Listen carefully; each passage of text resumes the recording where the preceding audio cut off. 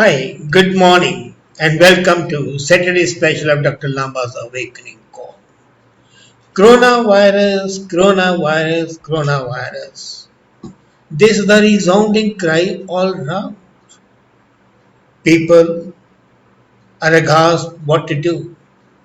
While the scientists are busy trying to find out an appropriate vaccine, there are suggestions galore. Somebody says plasma, the other says ultraviolet light, and so on, and all these are myths. Basically, the only cure would be possibly a vaccine, and even that not. A vaccine has not cured flu till now. The only disease which has been controlled by vaccination is plague. Polio has again made a comeback. So, just hoping for vaccine is a good solace, but is it going to be definitely useful? Time would tell. However, lot many people believe in the efficacy of prayer. They think that you pray to the Almighty if there is one, and your disease would be cured. And it's not one religion. Every religion, every religious leader or preacher exhorts you, persuades you, advises you, pray, and God Almighty would come. As if the God ever came to help innocent people.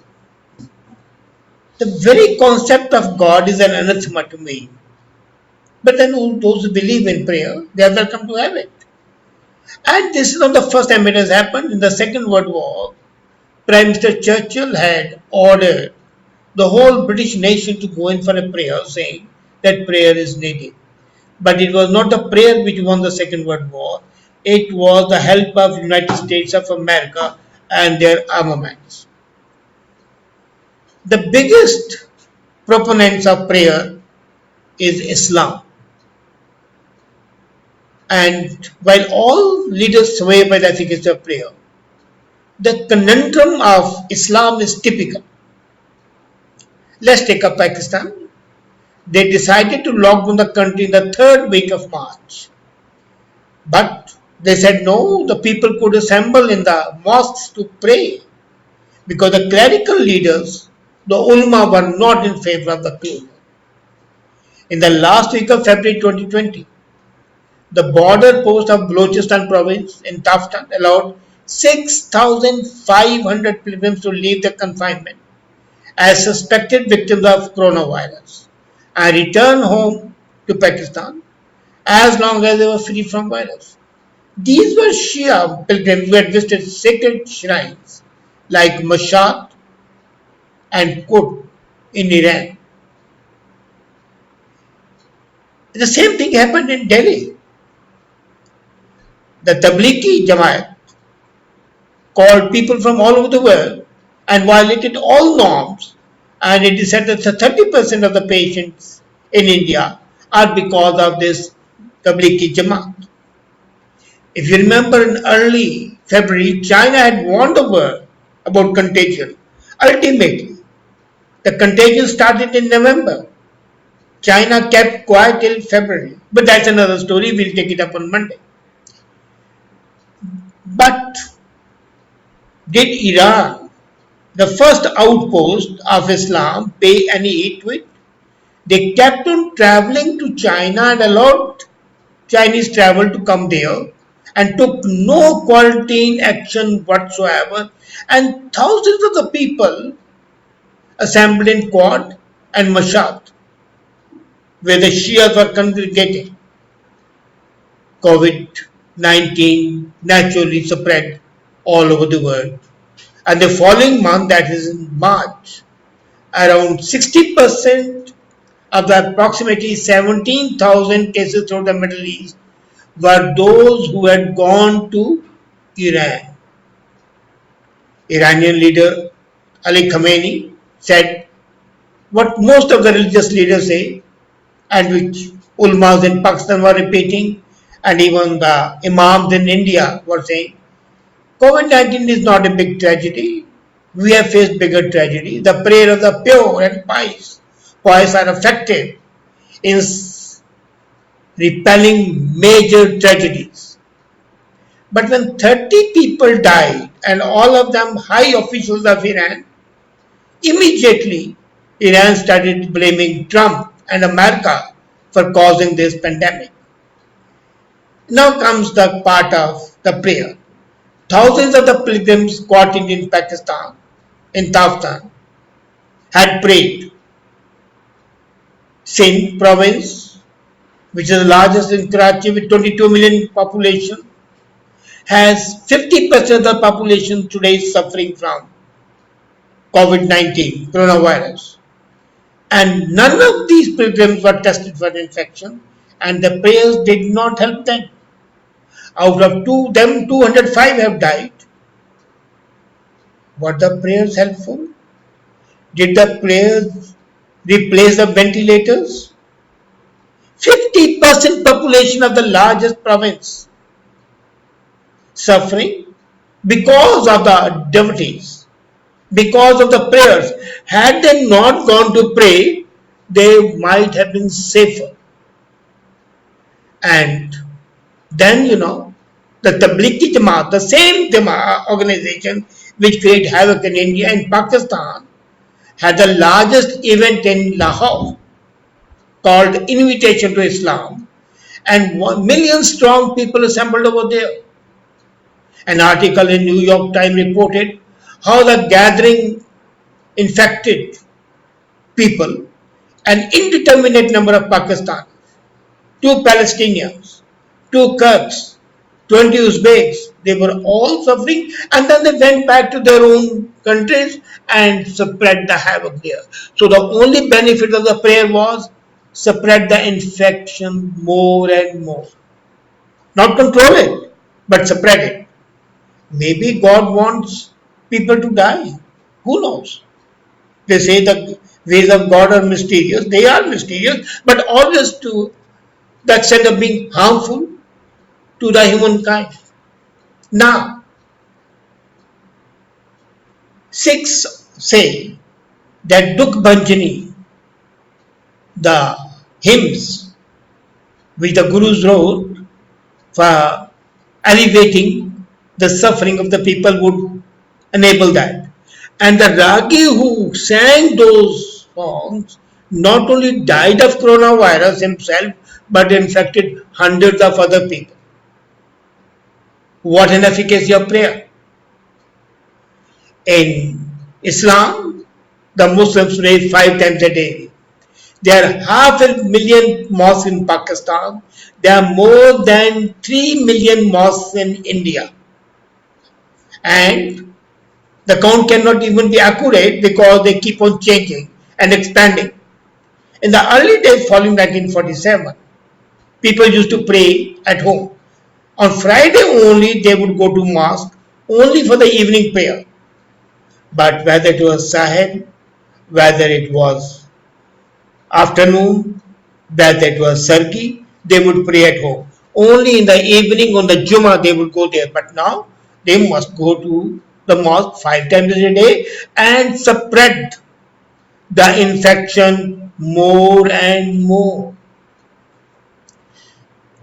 Today, most people pray 5 times a day in the neighborhood mosque, and they are increasing. And who cares? The priest, not the people.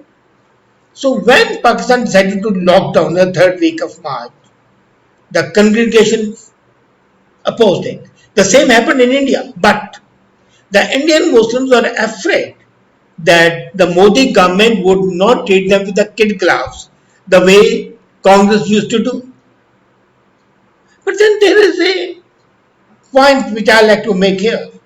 In Jagannath Puri, more than 50,000 people assembled to lead the procession. And those 50,000 people must have infected at least 3 times the number. Who is responsible?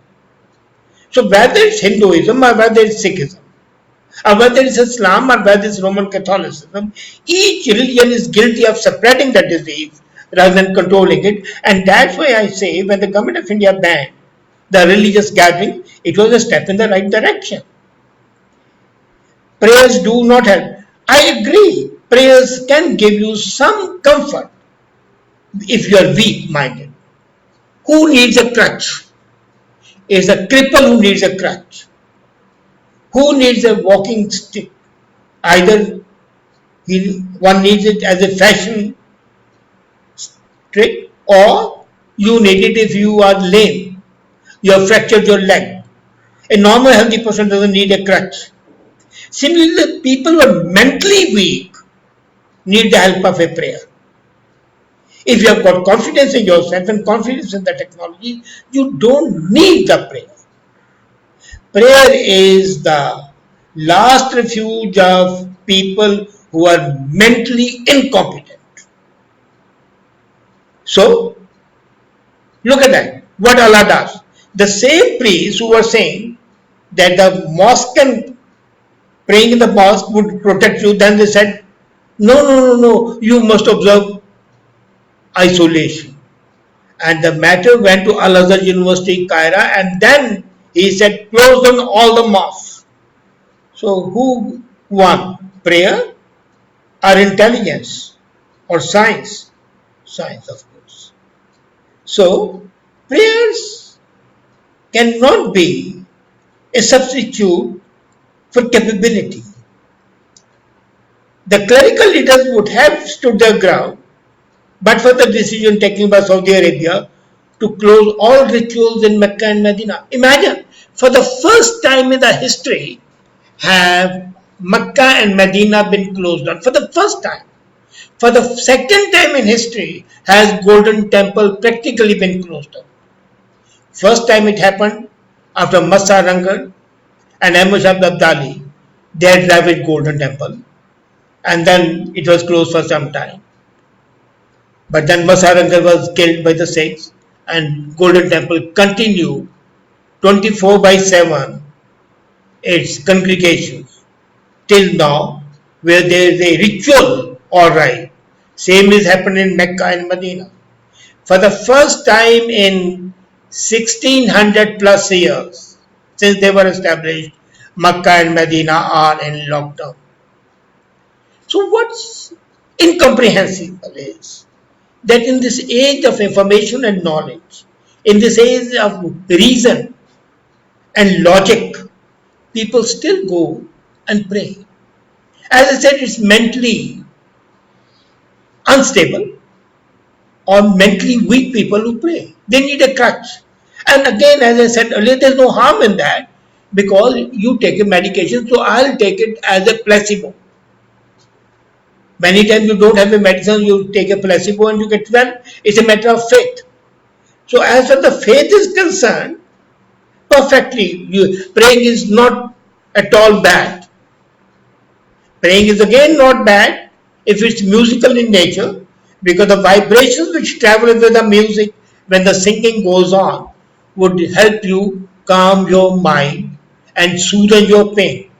Fine. So as far as the music part is concerned, as far as the vibrations are concerned, it's fine. As far as placebo effect is concerned, it's absolutely acceptable. But if you think it's a panacea for your pain, it's a panacea to cure you, it's a vaccine that you sing a song and voila, you are okay, then of course you are barking up the wrong tree. Prayer as a means to an end to create positive vibrations, to give you confidence, to give you peace of mind is perfectly okay. Prayer as a final medication is absolutely no. So it's for you to decide what to do.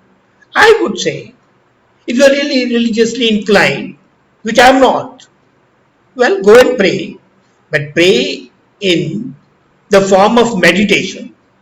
Pray in the form of mindfulness. Don't take it on that you have got to go to mosque or to church or to temple or to Gurdwara. No. Pray in the sanctity of your home, in the sweet, kind atmosphere, and create the vibrations for your family. That would be real prayer. But the best thing is love yourself, love your family, love your people. That would be the best thing to do. Prayer by themselves are empty recantations, all sound and fury, signifying nothing. Think about it. Thank you.